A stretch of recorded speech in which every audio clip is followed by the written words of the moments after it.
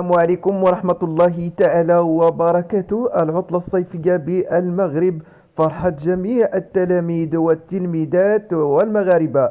العطلة الصيفية فرصة مناسبة للحصول على وقت من الراحة بعد تعب طويل في الدراسة والعمل.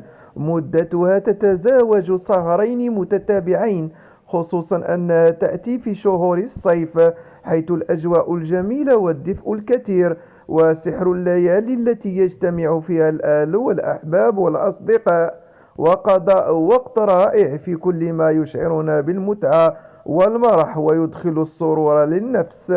العطلة الصيفية بمثابة فرصة للاستمتاع بعدم فعل أي شيء، وكذلك لتجديد الطاقة والحيوية وتحصيل الراحة والهدوء والسكينة في النفس وإزالة الإرهاق النفسي والتعب الجسدي.